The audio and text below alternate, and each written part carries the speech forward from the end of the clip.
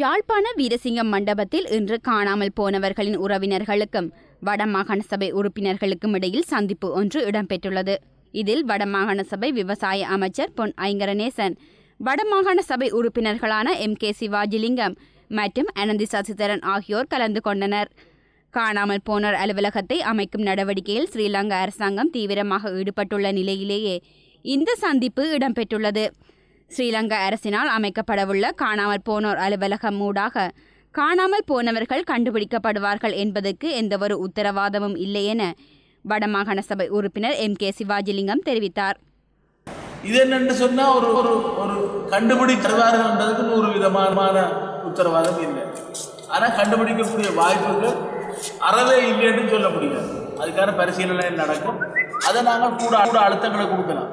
இதை விட அவர்கள் உண்மையிலே கொல்லப்பட்டார்கள், இறந்து விட்டார்கள் என்று நிரூபிக்கப்படுமாக இருந்தால் அதன் பின்னர் நஷ்டஈட்டை கொடுப்பதற்கான சர்வதேச ரீதியாக நஷ்டஈட்டை கொடுக்க வேண்டும் என்ற ஒரு நிலைப்பாடும் உருவாக்கப்படும். 25,000 50,000 அல்ல, ஆக குறைஞ்ச 5-10 லட்சமாக இருக்கும். ஒரு உயிருக்கு, மனித உயிருக்கு 5 லட்சம் 10 லட்சம் விலை அல்ல. அவங்களோட நடந்த பிள்ளையோ அல்லது கணவனோ அல்லது அந்த உறவோ உங்களோட இருக்குமாக இருந்தால் அது பல மில்லியன் லட்சக்கணக்கில் 50,000 1 லட்சம் 50 லட்சம் 1 கோடி விட பெறுமதியாக இருக்கும். அதை நாங்கள் மறக்கவில்லை. ஆனால் இன்றைக்கு இருக்கக்கூடிய குடும்ப சூழ்நிலைக்கு அதை ஏற்பதா விடுவதான்றது கூட சொந்த விவகாரம். ஜெனீவாவில் எதிர்வரும் செப்டம்பர் மாதம் நடைபெறவுள்ள ஐக்கிய நாடுகள் மனித உரிமை பேரவையின் கூட்டத்தொடரில் காணாமல் போனோர் அலுவலகம் உட்பட பொறுப்புக்கூறல் மற்றும் நல்லிணக்க பொறிமுறைகள் தொடர்பில் ஸ்ரீலங்கா அரசாங்கம் விளக்கம் அளிக்க வேண்டிய தேவை ஏற்பட்டுள்ளது. இதனாலேயே அவசரமாக ஸ்ரீலங்கா அரசாங்கம் காணாமல் போனோர் அலுவலகத்தை அமைக்க நடவடிக்கை எடுத்துள்ளதுடன் அதற்கு ஐக்கிய நாடுகள் சபை வலியுறுத்திய பாதிக்கப்பட்ட மக்களின் கருத்துக்களையும் உள்வாங்கவில்லை என்பதும் குறிப்பிடத்தக்கது.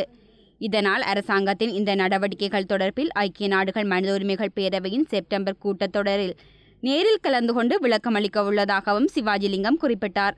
ஆகவே நீங்கள் இவ்வளவு நாளும் கஷ்டப்பட்டு இனிமேல் கனவே களைச்சு போச்சுனோம், அதை நாங்கள் பார்க்குறோம். இனிமேல் போய் வேலை இல்லை, பேப்பரை பார்த்து போட்டு ஒரு போராட்டம் வேண்டா வருதல் இல்லை, ஒரு ஆணைக்குழு வேண்டா போய் சொல்லுதல் இல்லை, வெறுத்து போச்சு. அதில் அலைஞ்சு எல்லாத்தையும் தாங்குகிற சக்தியெலாம் ஒன்று இருக்கு. ஆகவே